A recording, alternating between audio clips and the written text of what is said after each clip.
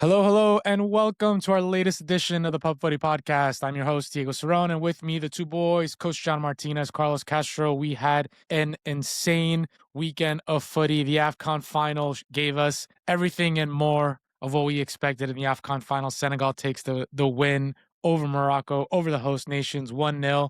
The drama that unfolded on and off the field, we will get to that. We also have Man City and Manchester United. The Manchester derby that happened over the weekend gave us a massive upset and a big surprise over the weekend. And then lastly, Champions League match day 7 out of match day 8 happened today. Today is Tuesday, January 20th. Fellas, what's up? How's it going? So boys, Another week, baby. Another week. Another week another closer week of to. footy.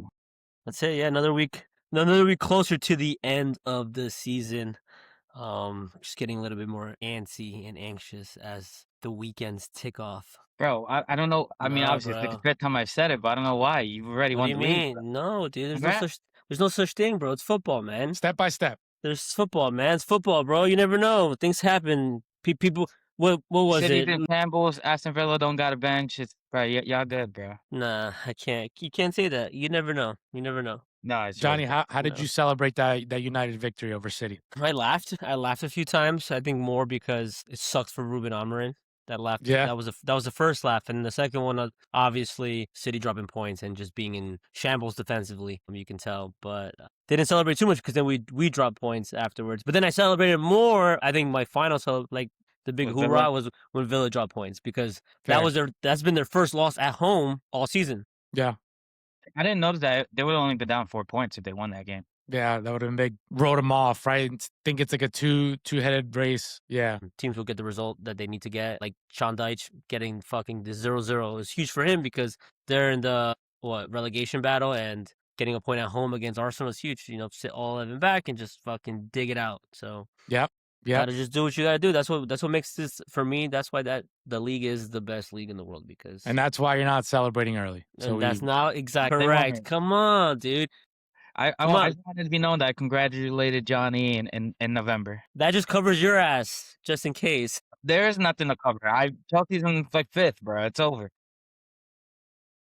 Boys, AFCON Final. Unbelievable. There are 1,000,001 storylines we can go over, but let's just walk through kind of what happened. Both teams, it was a back and forth game. I thought Senegal had the better chances. Bono came up huge in different moments of the game. Then minutes before the final whistle, I think it was like 8+ stoppage time, the referee awards Morocco a penalty. We'll talk about if the penalty was deserving or not. Controversial call, obviously. And then Senegal walks off. The coach tells the boys, get off. It's a rigged tournament. Obviously, Twitter and everyone is going crazy about the whole situation. That's another talking point about just how Senegal just kind of walked off the field. They got fined for that by the African Federation, by the way. Then they come back. Sadio brings the boys back. Sadio says, let's be men and let's just face this head on. And then Panenka's the penalty. Brahim Diaz, Real Madrid player. Panenka's a penalty. Goes right into Mendy's hands. Senegal players don't really celebrate it. Another talking point. And then in overtime, Papa Gueye. Is that how you say his name? Papa Gueye? Take it. We'll take either one. Take it and run. Papa get in, what is it, like 3-4 minutes into overtime on a takeaway from Sadio, heels it back, one touch pass to Papa Gueye, and then he delivers a strike. Hakimi, little lackadaisical on the defensive side, doesn't really foul him, doesn't really do much. Guy puts it upper 90 and pretty much crushes Morocco's dreams of winning at home since like the 1970s. So Senegal gets their second AFCON. It's Sadio's second AFCON. So he finishes with his 2 AFCON titles and multiple African Players of the Year. But give me your initial thoughts on the game, and then we'll go over each kind of controversial talking point because there's so many to go over. Oh, Yeah. and there's one more about the Towel Boys, right? Wow, boys, what? The Senegal crazy. backup goalkeeper protecting Mendy's towel at all costs, which is something that people haven't noticed, or maybe they have, but it's something that Morocco has done throughout the whole tournament, was taking the opposing team's towels and the opposing team's goalkeeper's towels, so they wouldn't have, the driest of gloves, so there could be some slippage there.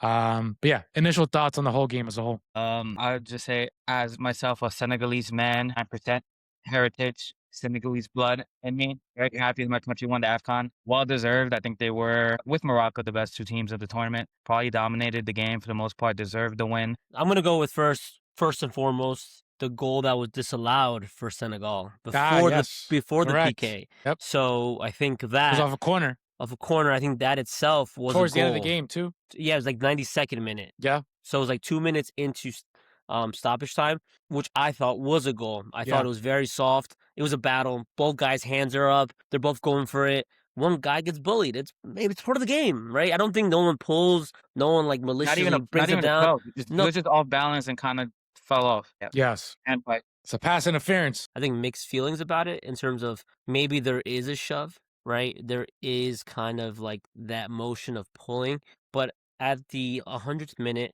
it's 0-0. Yeah. It's the final, and you go to VAR. Do you guys really think that is worthy of a PK to give away after disallowing that goal?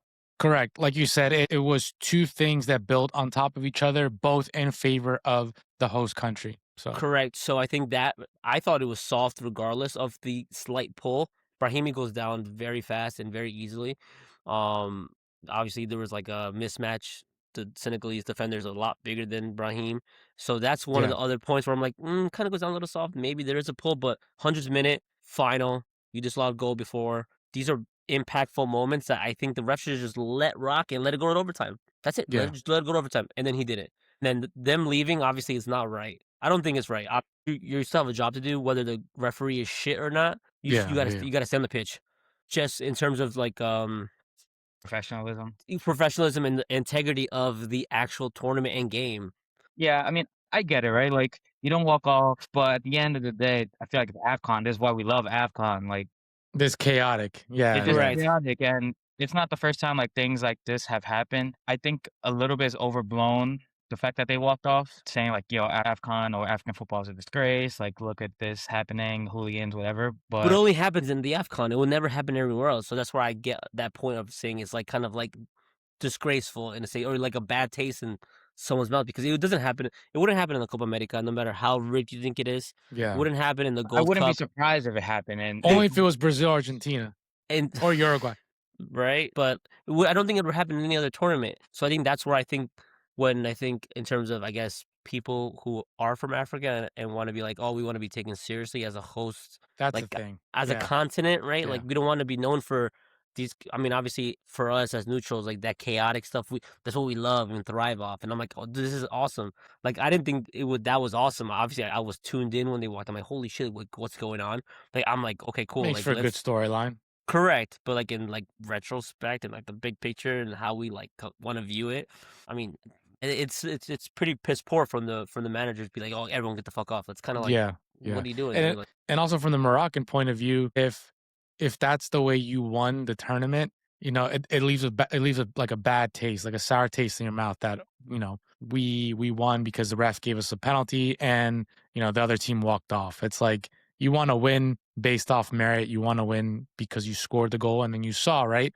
Anything can happen in soccer. Brahim Diaz does, an insane panenka and goes right to the goalkeeper's hands. They said he shot it with his less dominant foot. Interesting. He's lefty and hit it with his right foot. So I said to someone, I'm like, I think that's on purpose. Like, people, it's very like, so very that 50-50. Exactly. Yeah. That's the controversy. Very 50-50, and people are saying like, no, he really meant to Paneka, and like, why would he ever do that? I'm like, okay, I get your point, but I also think that there's like some partial truth in terms of like, he actually meant to miss it. Like, he wanted to miss it. And I told Carlos, I was like, you just gotta fucking put it in the back of the net. At that point, who gives a shit, right? Like, the referee is the one that made the mistake. You didn't make a mistake. Yeah. You dove because you wanted the penalty, and footballers dive all the time, or they go down easily. So just put it in the back of the fucking net, and but have you said before, like, you don't want to win off that, but at the end of the day, you haven't won in over 50 years. Yeah, I mean, just smash the fucking ball. Correct. So you guys think he? No, I don't think that. You don't think he missed it on purpose? No. Because the whole debate was what Johnny said, but then also the players from Senegal didn't really celebrate it, so it almost seemed like they knew he was going to miss it. So that's what I think Andres Cantor actually tweeted about it. He thought it was a little skeptical. So you both think he just missed it flat out. Well, Johnny thinks he might have missed it on purpose. I'm in the cusp. I'm like You're in 50-50. between. I'm not Yeah. really gonna be like I'm not gonna say like he's sold because I still Yeah. want to think like he's a fucking professional footballer. And no matter what the mistakes from the referee is, I want to win it for my country. Yeah. And the way his body language was after it, and like the coach pulling him off, like he was in shambles. So And that's what most Africans were saying as well. African Twitter was saying, listen, if you know the history of Africa and you know the political landscape, you know that he didn't miss it on purpose, or you know that he would never miss it on purpose. Yeah. So fucking I feel like even if you are gonna miss it on purpose, like, you don't Panenka you don't it. Panenka Like, it? why Just would kick you it out of Panenka it? bounds? just Even- smash. Just Exactly. smash it to the second Like, tier? oh, you want me to Oh, miss it, no. I'm gonna make a statement. I'm gonna fucking blast it. You don't Panenka it. You know what I mean? Like, that's not how you give the ball up. That's right? a great point. It's a great point. I can't argue that. Can't argue that. Kind of on purpose, but I think he tried to like switch that narrative where like I'm just gonna Panenka it because this is probably the perfect opportunity to do it. So I want to ask you guys this, since we're You got that in itself in the wild move to win it on a Panenka yeah. after waiting 20 minutes to Yeah, take yeah. kind of crazy. So I want to ask you guys this, as a teammate of Brahim Diaz, how mad or upset would you be for him to do that? Pissed. You'd be upset. Just fucking smash it into the back of the net, brother. Just fucking, you're the Hey, golden he boot stepped winner. up though. He stepped up. He did step up. Raheem was aura farming. He was trying to get his was aura farming. spotlight. Aura farming. Yeah, he's trying to get spotlight, go down Probably. in history, like does a Probably. down type chip against Buffon in the World Cup final. That was what he wanted from that moment. Selfishly, I guess. But at the end of the day, I don't know in that moment how upset I'd be because it's more like what the fuck. But you got a whole game to play. You got a whole 30 minutes left to go out. Yeah. And win. That's more like it'll hit you. I think now the players Yeah. looking back at it and like, Yeah. wow, why the fuck did Brahim hit it like that? But in that moment, you're like, let's go, let's get the win. This guy's a dickhead. What the fuck? Yeah, Brahim Wilder. All right, so we talked about the penalty. We talked about the Senegalese players leaving. Let's talk about the goalkeeper towel The Towel debauchery. Boys. So I guess, well, before I even I want to say we are probably a very Morocco-friendly, supportive podcast. Out of all the Correct. podcasts in the world, I think we support Morocco the most. We do. We do. We really Okay. do. yeah, But but That's insane. I think they went off the rails a little bit. they tweaked out. They tweaked out. Yeah, I you agree. They ca- tweaked out. And to I that think extent. looking forward of how we view Morocco, I think they stained themselves just a little bit. Yeah, because I think they're gonna get hate, and at least from the African countries, I think hate Morocco right now. oh, for sure. But yeah, I think they stained themselves just a little bit. What I was gonna say is Morocco, throughout most of the tournament, was getting a lot of praise from the facility, the stadiums. Everyone said it was top tier. I think even Mo Salah thanked the country of Morocco. So I think overall, Morocco did its thing in terms of hosting, and they're obviously going to host with Spain and Portugal in 2030. So I think they did a good job from that standpoint. But ball boys taking the goalkeeper's towels, and it wasn't even just the ball boys. It was like staff. It was like the stadium staff. It was Pretty multiple people. It was the players. So they knew what they were doing. We also didn't talk about how I think during the penalty, the Senegal fans were trying to come onto the field, and they had a whole thing with the police. So there was a lot going on in this game. Yeah, That there's also a lot made- of biased. Sorry to interrupt. Yeah. Biased media. I don't even know what's real or not. Right? Yeah. The Senegalese fans, the Moroccans are saying they're all here being savages and throwing stuff, and I'm seeing videos of the police grabbing some of the fans off from the stands. Well, Moroccans also threw stuff into the field as well. Yep, and during, then during different games and the I think final. Morocco fans are saying, one of the staff died from A I kick. guess, a kick or something and fell into a coma. Yesterday they said he died. Today they say he's in a coma. So Hard there's a lot of, to say what's real and what's not. yeah, it's hard to say what's real now. And then you go on Twitter and all of Africa, Black Africa, is against the Arabics right now. Yeah. And Morocco's saying Morocco should leave Africa. Morocco's too good for Africa. Don't call these guys our brothers anymore. So it's a lot of wild political It's stuff tough. going on. Yeah. And it's hard to know what's real or not. But I guess from the Arabic side, them saying these guys are not our brothers anymore and thinking all of Black Africa's against them could come off a little racial undertone to Yeah. those type of messages, right? Yeah. I think there is. the rest Yeah. of Black Africa, right? So it's a little, it's tough. Yeah, I think no. Yeah, I said in regards to that, I know also like Black Africa also considers like Moroccans not African as well. Yeah. So they I also think it's make no, I think it's the opposite. I think the Moroccans don't consider themselves African, which angers Black Africa. So when Morocco made it to the semifinal, right, of the World Cup, I think all of Africa was behind Morocco. Yeah. But one of the players said, we did this for the Arabs and the Muslims or something like that, but he excluded Africa. And that made all of Africa like go at him and go crazy. You know what I mean? damn. That's no I bueno. think it's a bit of both. Morocco historically, I think in the 70s left the African Union to try to join Europe. So there's a lot of like Africa knows Morocco wants to be European and they think they're too good for Africa. So this is from a neutral perspective of what I read, right? I don't know what's true or not, but Don't take the fucking towels. That's what it is, man. this You is coming from a dickheads. very Morocco heavy supportive podcast. So National hero, the backup goalkeeper from Senegal, national hero, my God, he was protecting the towel battling. at all costs. He got assaulted by the ball boys. Yo, But then it he was also crazy. mid game, I saw him running up and down the sideline, and I thought, because I don't know what's going on, I thought it was like someone trying to get on the field. But then I was like, if he's trying to get on the field, he wouldn't be running up and down the sideline. Like I was very confused about the whole situation. Obviously, after the fact, you see that the guy has a damn towel, and he's because it was like the third towel I think that he was trying to protect because the first two got taken away already. Do you Yeah. think it was whose decision do you think that was? Hey, ball boys, go fuck with their towels. That's an insane like It's I think like get the it. Federation. It's like a coach and federation, yeah. because that's Yeah. because like to be fair, like I get it. Win at all costs. Make it disruptive or be a little sneaky about it because we don't mind that, right? We don't mind the little dark, We like it. right? The dark arts. We don't The dark art. hide it, dude. The fuck, grab the towel, fuck, put it under your shirt, like. But The like the dark fact, arts, I love that. the fact that they were just like literally Oh, jumping on the other goalkeeper and like ripping it, and then like it was like 3 or 4 of them on the one goalkeeper. Like that's a bit excessive to a Yeah. certain Right. point, right? Right. You look pretty bad because whoever gave that order to send all 4 or 5 ball boys to get the towel is bizarre. As if Yeah. like the towel thing is not, as if the towel thing hasn't been a thing.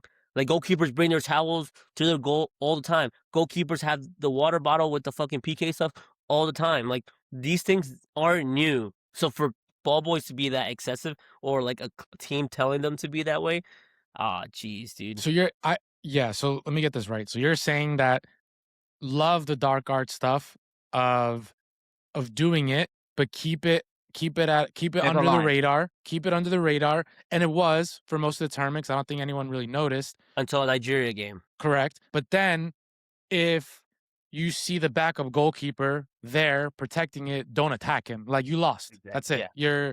The dark arts is over and Correct. you lost that battle and just move on. But they didn't.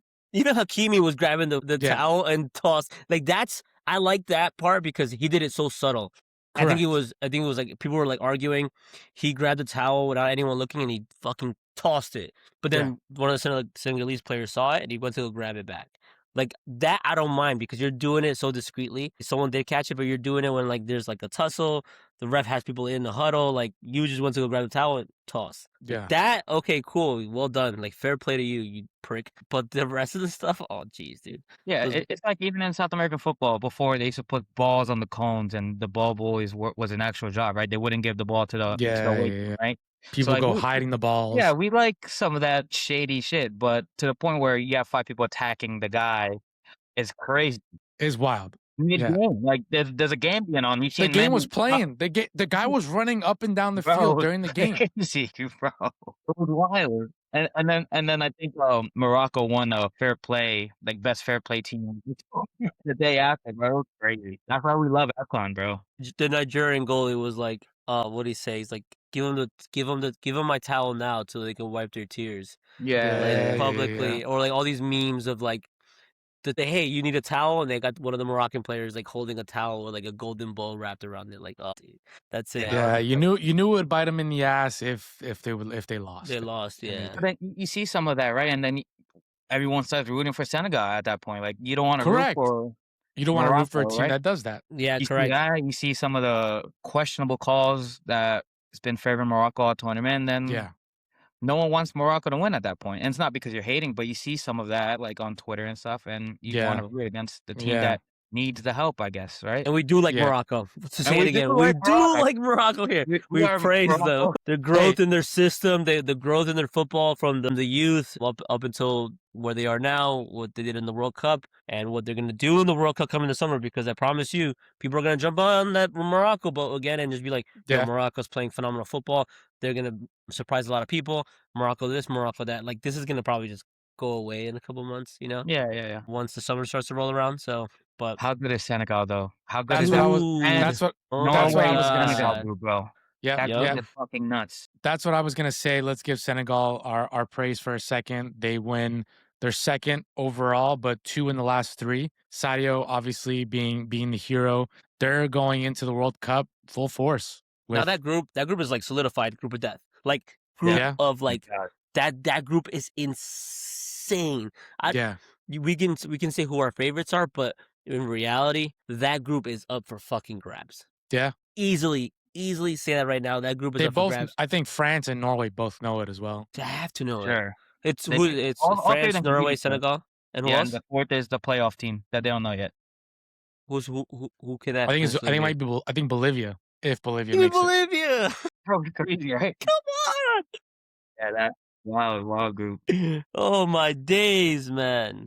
Oh, that's lovely. Oh man! So That's it. a wild finish to the AFCON tournament. Senegal, congrats, and fair play. Yeah. We move on. We move on to the Manchester Derby that gave us a massive upset. It wasn't the only upset of the weekend. The Senegal I'm talking about was also in Manchester as Manchester United defeat Man City at Old Trafford, brought the vibes back of the 90s and early 2000s. Sir Alex Ferguson had a smile on his face for the first time in God knows how long, and the vibes were brought to Old Trafford. I know you guys both hate United, but let's give United their flowers and let's talk about how they put a dominating performance over Pep City. Right, Johnny. Yeah, I mean, I don't know. I mean, I guess I watched the game and I was like, they just seemed a lot more organized. I think they had a game plan. I think he used the players he needed to use in the right positions, right? So I think like the experience of Harry Maguire, The 2 and center backs. Lissandro being back, right? The young guys have been good, but not good enough. You can see that they lack in terms of just certain plays or certain things they do. They switch off. They let a lot of goals in. But having those 2 guys essentially brought a lot of stability. Then Kobe Mainoo coming back into the lineup, and him coming back in the lineup and then being next to Casemiro, you can see the actual like confidence and just that area of what's the word I'm looking for? That area of just like reassurance. Yeah. Because then Bruno gets to play that 10 and he doesn't Yes. have to defend because Yes. before with Ruben Amorim, he was playing in that 6 in that kind of central defensive midfield area and he had to defend and he'd get beat on transition. Defensively, he wasn't doing what he needed to do and he got caught certain times. So I think him playing at the 10, finding the pockets and finding the like things to in terms of be better on the ball going forward, I think that helped United a lot. Yeah.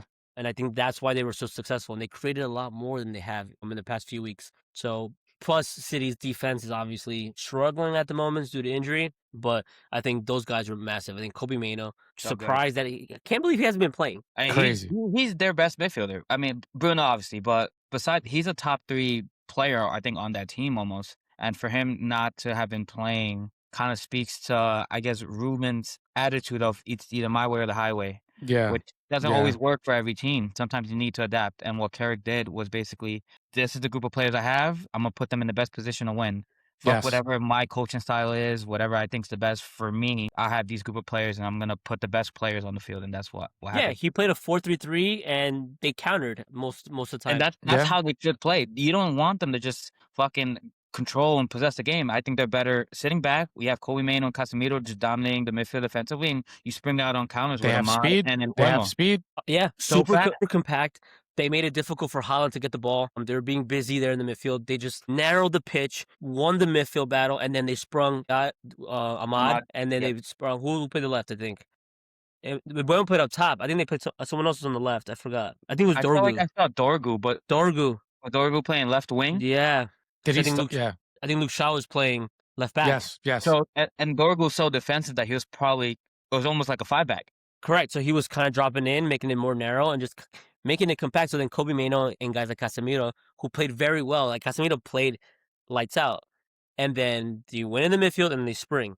That's why a lot of times they were offsides from time to time because they found Bruno making kind of like that third man run from deep, and then finding that area to expose, and then it worked out pretty fucking good. Pep Guardiola was scratching his head. He looked in shambles. He was on the break. He's on the break thing right there on Old Trafford. He's kind of like one of these, and didn't seem like he could figure it out. Yeah. He yanked Erling Haaland off and kind of just I said, mean, "Hey, he thought he was going to get United at a weak point, right? Like interim coach, or it's the derby though." And no, I don't think there's a weak point when you play in the derby. No matter and how that's fair. That's fair. Yeah. But you think, all right, coach is out, maybe vibes are low, and Carrick really brought it forward. And to be honest, every time Carrick has been in charge of United, he's pulled out really great results against really great coaches, right? I think what was it? It was against like Guardiola, Tuchel, Conte, if I saw correctly, right? There was like he beat Arsenal too. yeah. Yeah, no, I mean, listen, you can show up now. People are saying like, yeah, you can show up on a derby day. Now, can you do it again away Correct. at the Emirates? But that's also a tough ask. Like you're asking, obviously you won at home, derby day. You showed up. The day itself, I think, motivates guys, right? Trafford was rocking. Old Trafford, Wow. Michael Carrick, everyone's there. You have to bring to this derby. I think the day itself kind of gets guys going. Now everyone's like, can he do it again? Away at the Emirates. I think it's a lot to ask for. Do I think they can do it? Of course, possibly. You never know. I think it's easier because it's such a big game that they can hype themselves Hype up themselves for up. it, right? At the Emirates, away against Arsenal, first place. But can they do it at home against Fulham, or away at Fulham, or away at Brentford, right? Fair enough. That's where the leagues won and lost. Well, they were underdogs. Well, they were underdogs against City, and they'll be underdogs against Arsenal. So that's like a little less pressure. So Carlos, you're right. Like, Yeah. let's see how they do when they're favorites. Yep. When you're playing like a fucking Leeds or something, because that's when Yeah. the league won or lost, Yeah. right? Yeah, So you're right. can you Because everyone can show up on motivate these big games. exactly? Can You're you right, motivate yeah. yourself against these lower level teams and show up there? I don't know, man. That's like, of course, I'd be hyped as it's a derby match, but I don't know, like just the way they really brought it. Like, I mean, kudos to them, if they man. keep playing, I think that's their system though. They have to play the same way going Yeah. forward. That Dorgo on the left, maybe 5 back, and spring out on counters and dominate the midfield. I see that being successful for them. It's not Yeah. dominating possession and a team sit, but it's also harder, right? When you're playing a lower level team and they're sitting back on you, right? Correct. It's a different game. But It's a then, different game. but then I feel like Carrick is smart enough to put different players in different positions and utilize his team more effectively, like you said, Carlos, than Emery. So is that their next game against Arsenal? On Sunday, Yeah. Oof. 11:30 Oof. Yeah, I think they're gonna come to play. at the Emirates. Same. Yeah, I think so too. No, I agree. I mean, listen, it's always the hype before an Arsenal United game. It's always big. Like people, it's always going to be a big game, no matter what the form is from either side. Teams show up. You got to show up. These are the biggest games in the Prem, and it's probably the biggest day of the weekend. No matter who's playing in any country, you hear United and Arsenal. Oh, it's we gotta tune in. It's one of those games. So our only thing is that we keep building. As an Arsenal fan, after today's win at Milan, you build for Sunday. You got to rest guys got to alternate, and you know what's in store, and you play last. So City play first, Villa play, and then you play. So you know 2 results before you go into that game. You know how big it is and what it can cost you. So I think we're a lot more organized defensively for the counterattack in terms of in comparison to City and defenders, and I think our midfield's better comparison to City's midfield on a derby day. Yeah. So I think if, like I said, if like Rice, Saliba, Gabriel have big days, then I think we'll be okay. And it's a bounce back game from the Prem where you guys tied. Today you guys won. We could shift gears to the Champions League. So match day 7, the game that we just talked about, Arsenal defeating Inter in Milan 3-1. Goals by Vic, Gyökeres, and Gabi Jesus. City lose 3-1 against Bodo Glimt. Glimt. That was a surprising result of the day today. Tottenham defeat Dortmund 2-0. Also big upset. Sporting defeating PSG 2-1. Where was that? That was in. I think it was that was in Portugal. Wait, I could be wrong. I think it was in Lisbon. No, I think it was in Lisbon. Yeah, because the way I see the scores, it was in Lisbon. Yeah, big result.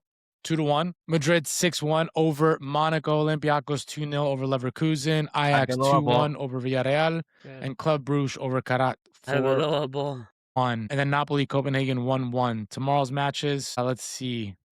Juventus Benfica, Chelsea Pavos, Barcelona Slavia, Marseille Liverpool, That's a good game. Bayern Union St.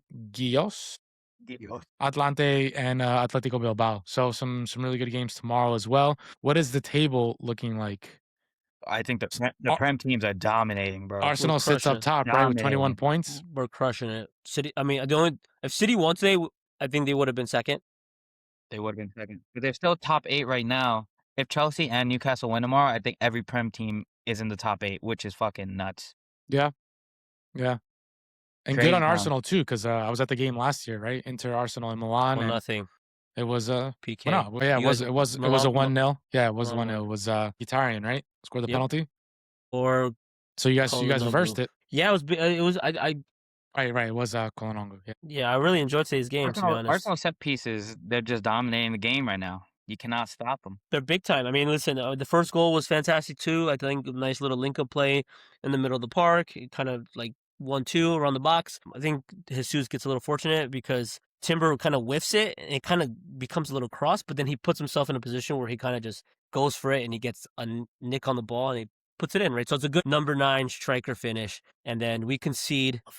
They hit one from like 20 yards out, top corner. Holy shit. So we were a little in the USCL. It's a little different. The games are a bit more open because teams don't sit back. And I think Arsenal were okay with that, it being open from time to time, especially because Mosquera played today with Saliba in the back.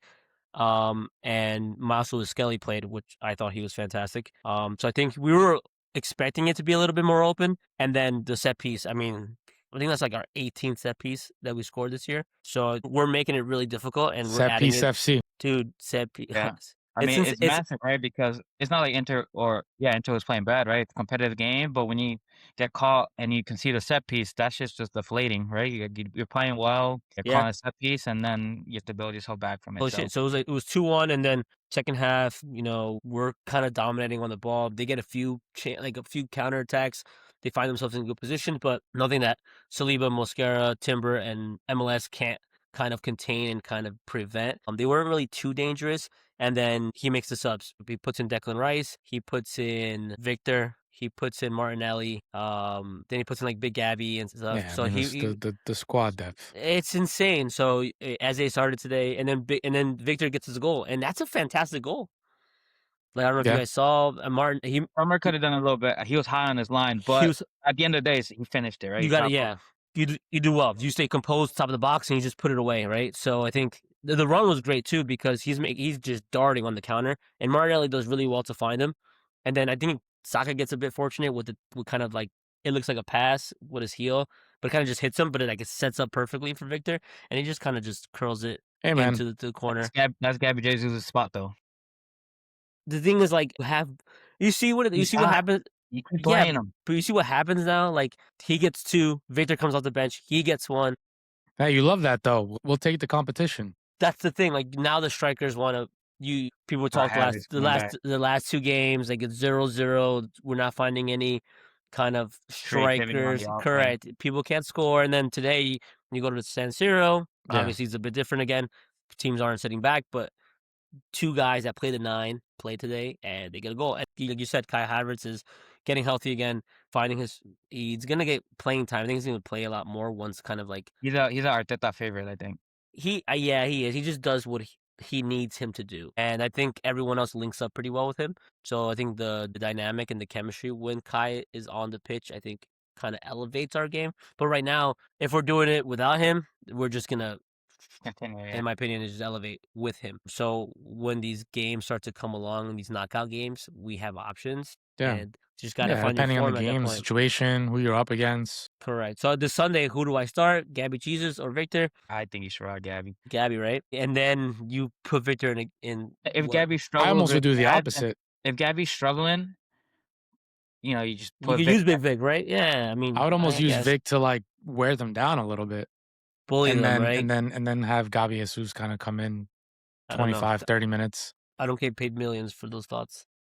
That's fair. That's fair. I guess like the last topic, let's just talk about the little skid that City's under right now. They lost the last 2 games, right, in Champions Struggling. League, in the Manchester Derby. What can we attribute to these losses? Are the injuries finally catching up to them, or they're just bad form, or both? I think it Fuck, is a bit of both, right? I fuck think them. defensively, I just don't think they have the personnel that's the best right now, I think. And they're also just in bad form. It's also not the City with KDB and Prime Bernardo and, Fulham getting in there. It's a different team right now. It's Yeah. not an excuse, They don't bro. have the squad depth. It's But not an I'm just saying that excuse, bro. they're not as good as they're not as good as we think As they they are. think they are. As Not they as think they are, as we think they are, they're right? not the They're best team. not. So it's expected for them to drop points and lose games because Yeah. that's just who City is right now. But when you splash all that cash, do you think that's up for a conversation where like, I think that's where the injuries come in, though. right? But then you buy backup guys for those injuries and they're underperforming. Now you got to buy other guys Yeah. that Yeah, can I perform. don't think they expected their defense to be decimated the way it is, though. They've been prioritizing their offense, and that who's also lacking and slacking right now. So I don't know. Tough times. Tough times. We love to see it though. Tough times to splash all the cash and still struggle. I enjoy it. They probably spent the most money in the last 2 years. They have, yeah. They spent the most. Yeah, I think so. Well, they Yeah. spent 500 Well, million. Liverpool as well. I mean, Yeah, Liverpool stays up there because of what they did this summer. yeah. But yeah, no, it's funny because people want to be like, oh, rebuild, recalibrate, and do. I don't know. Come on, it's just a little touchy right there. I mean, it's funny to hear City fans talk about like, oh yeah, our injuries are setting us back and XYZ. I'm like, okay, cool. Because last year, if I said or any Arsenal fan said something about an injury, stop. It's an excuse. Yeah. You're up Yeah. there. You got to do better than that. So I'm like kind of one of those like I hope everyone tears their ACL and fucking go for it because I don't give a fuck. Because it shifts like the media everything switches like. I mean, it always like that, though. I want to fucking smash my computer sometimes when I read stuff like that. Like, oh, they're rebuilding. Like, oh my, No, Man City is still Man City. stop. Yeah, I know. Like, I just like stuff like that just kills me. Like, what rebuilding? Like, what? And like, people don't say a word when they drop points. Like, I don't see like Sky Sport like fucking dig into Well, just them. because no one gives a fuck about City. Oh, that's the Yeah. thing. Why? Yeah. Why don't people give a fuck about City? Because they're like if you look at the tiers of like English clubs, like they're like 6 on that club, on that list. People all they know they're fucking All the like the City fans history, are like from the like history? 2010 and up. Yeah, I see what Yeah. you mean. You know what I mean? Yeah, So no, it's fair. Yeah. Fair enough, man. Fair Yeah. enough. Fair enough. We like fair to see them lose because they've been dominating. But who gives a fuck about City? They're not gonna. It's Arsenal's league, bro. No, man. We don't level Villa upset though. A little underdog story. Speaking of the league, before we close out, La Liga is tightening up. Barcelona lose to Real Sociedad 2-1. Madrid get their win, and now, like we said, they're only 1 point back of the league leaders. Barca with 49 points, Real Madrid with 48 points. We need Kevin right now for this. Don't we say that all the Something time, to look though? forward Right. to Don't we in the say? next couple of weeks. Didn't we say literally? Didn't we say don't freak out? It's 4 points is not that. It's not. You're not in the chat. You're not in the chat, Diego. But we've been arguing with Kevin, who said the league ended in like beginning of November when Madrid was up 7 points and they dropped 7 points. What do you mean? I argued with him for 4 hours the other day. Bro, He's like, we lost it. The league's over. I'm like, yeah, literally. "Bro, no, and it's he not." actually genuinely believes that. Like, Yeah, 1 point. I'm like, yo, They're it's 1 point now. back. It's And in Madrid's hands now because they just have to beat Barca. Yeah, Clásico. Yeah, Correct. It's important, but But we've been saying It's saying in this- Barca though. It's in Barca the next. Barca's Okay. hands, right? But that's the thing. Like we say, like I guess, yeah. don't freak out. The league's not over, and I don't know. It's just bizarre. I think because we're not Real Madrid fans then, because I don't really know that pressures. I just can't. Yeah, I can't fathom being back 4 points because then I can't fathom it. It doesn't make sense. I'm not up to par. I'm not on the standard of that. Because every time Kevin Johnny be arguing is you don't get it because you're an Arsenal fan. Like you accept not winning a trophy for 20 years, and like he just coming at Johnny, bro. Great. He's like, oh, we don't trust the process here. We fucking My God. we get and we dump. We get, we dump. We get, we dump. If it's not working, we recycle. We get something else and we do something else. Like yeah. we don't trust the process. We're not a trust the process type of club. What are we? Arsenal? What are we, Man United? We don't do that. We just buy the best players and the best managers, and then they'll win it, and then we go from there. And if they're shit the next year, we fucking sack them and we get the next one going. All right, cool. Yeah. I mean, I get it. It's cool. That's a cool foundation to build your success on. Like I would do you, but I'm like it's fair. But he gets so angry when we Yeah. say But stuff like, "Hey, The league's not over, bro. it's so yeah," like or. Dude, you can't make an assumption, or you can't tell me that Barcelona aren't going to drop points. He's so convinced that Barcelona's going to go on a run and never drop points. I'm like, Yeah. you can't do that. You can't say that. No one knows. Fuck, what the fuck? What are you, Houdini? What the fuck? What are you like? I don't. That's what I don't understand his mindset. He goes, no, I know. I'm just early. I'm just early to the cause. Never wrong, just early. Like, how the fuck is that? You're never gonna lose. You're never gonna be wrong about anything because you're gonna just say He's a master at what he does, though. he loves to poke. He loves Right. to poke. He's good at covering his bases and manipulating the combo. Yeah, he's so good at it. I'm like, dude, you're saying this to cover your ass just in case it doesn't go your way. But then it does go your way, you're gonna fucking toot your horn and be like, I told you so. I fucking What's told crazy? you. Right. He's so good at it. What's crazy is that do we think that it would have been any different if Xabi Alonso was in? Like They would still be down 1 point right now. they'd be down 1 point. Yeah, Exactly. they would have won today. They would have won last game. I don't think there would be any difference in terms of points. Maybe the vibes, but in The terms vibes of are just up right results, now because new result. I think less Right. pressure on tactics. I think Abdullah is more of at the moment just You watched the game today, right? yeah. How did they play? How did they play? Like in terms of how was I think it- Monaco on the day? I think it was just more free flowing. It was just the boys were moving. The boys were passing. Saw a little joga bonito. I think Vinny was played pretty well. Master Tuano played pretty well. But yeah, it just felt less, less rigid. tactic heavy like Xabi is. But I don't know if who did they play today again? Monaco. Monaco's also not good, so I don't know. But yeah, it felt more free flowing. But also Madrid's been doing well in the Champions League. It's not like Madrid hasn't been doing well in the Champions League. Yeah, exactly. Right. They've been playing Like, well. they've been playing well in the Champions League. We said, I'm like, it's not like they've been piss poor in the Champions League. They've been getting Yeah. good results in the Champions League. And now they, off what Xabi had led them to, Arbeloa won his first one, and now they're in second. So it's not like, yes, obviously him leaving, a lot of players are happy. So that's why the vibes are better. The vibes Because are just up right now. It felt like a game But the- where but the points vibes would have were been up the in same. Madrid. I think the points would have been the same. exactly the same. The points would have been the same. I think and they that won was this game. and that was my argument to Kev. And our argument was that they weren't that far behind. They're right there. They're right where not where they should be, but they're not far off from where they should be. Kev, I think said in the chat, yeah, if Xabi was here, Madrid would have lost 1-0 today or something like that. Or Nah. on the weekend, they would have lost 1-0. I'm just like, all right, bro. But then when they lose against in the Copa del Rey, oh no, it's okay. We'll do that loss. Like I don't understand that mindset for me doesn't make sense because if you're saying this and this about other games and about other managers, and then you make up an excuse for another game, and then I'm just like, okay, cool, then nothing's valid, and I'm just like everything's kind of just void at that point because now you're just creating something to fit you and fit what you want to come across as correct. I'm like, all right, then for me, I'm gonna lose every time. Guy needs his own he needs his own first take. Morning footy first take. Max, Who's Kev there? Who's it? Max Kellerman? Max Kellerman, yeah. Max Kellerman. Yeah, he's going to host the morning. He's more like Stephen A, if I'm being honest. Yeah, he is like Stephen what's A. a good He's more shout. animated. He's more animated. He's Yeah. animated. You cocksuckers. Yeah. Yeah, I think Madrid are in a good spot on. Yeah, I mean, No, yeah. They're I think- they're I think second a in little bit- Champions League. They're second in La Liga. Yeah, it's going to be a little more free flowing, like figured out. And I think it looks like they are sitting back now and counterattacking. I don't know. I think that just fits this Madrid team at the moment. I mean, yeah. Listen, but the thing is, like, when it goes wrong, do you think fans are going to implode again? For sure. Yeah. They will. I guess we just don't know when or if it'll happen. If it does, It depends literally on the next. Every game's a big game for that team. Yeah, Because yeah, if yeah, They that's lose true. again this weekend. The whole like a- club is it's in like a- shambles again. It's like a time ticking bomb. they It's play like- Villarreal this weekend. Yep, Yeah. big game. It's a big Yeah. game. Yeah, Oh, They- I mean, listen.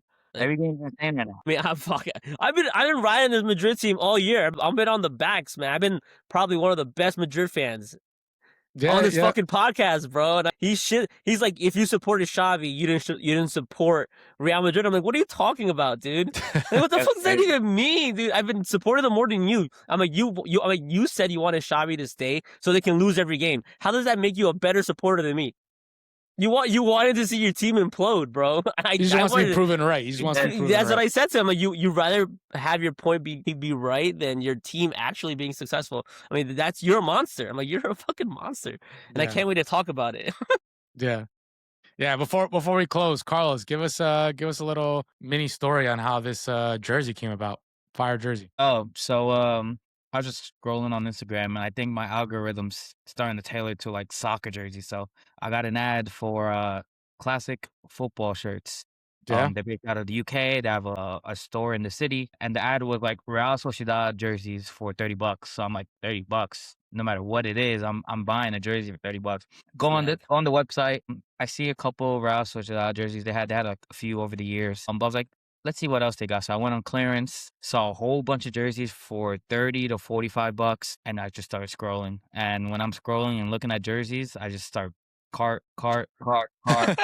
Ended up with 6 jerseys, all $45 and under. So I got this Wrexham long sleeve Fire kit.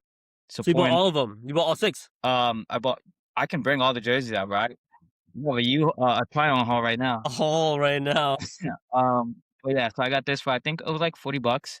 Long sleeve Wrexham supporting the American owners. Nice. But yeah, we also like Wrexham here. We support the underdog. So I love Deadpool. Big Ryan fan. yeah, so he loves it too now. I see him at the games, and he's he's properly in it. Both of them. In it, yeah. Who did they just play in FA Cup? Not Crystal Palace. No, they beat Nottingham Forest. Yeah, Nottingham Forest 3-2 home at the race ground, and Ryan Reynolds is going crazy in the. They won a PK. Yes, and they were up I think 3-1, and they should have been up by like 3 or some goals. And it was fantastic. So yeah, they're in the next round of the FA Cup. So a lot of Wrexham fans in Cary, North Carolina when we were there for TST. Yeah, a lot of Wrexham fans. Magic of the cup, brother. The magic of FX. A lot of exposure. So shout out to Classic Football shirts. Yep, long sleeve. They got a bunch of shit. $45 long sleeve. You take it any day. Don't matter who it is. Shout out to Classic Football shirts, and then Johnny with the Saturdays football tee. Yes, sir. Giving 98 France vibes. Lovely. Very, very nice. I'm the only one that did. And this one says Holy Cross Soccer, so that's why I have it on. Fellas, always a pleasure. I'll see you guys in the next one. Have a great weekend, boys. In a bit. See you, boys.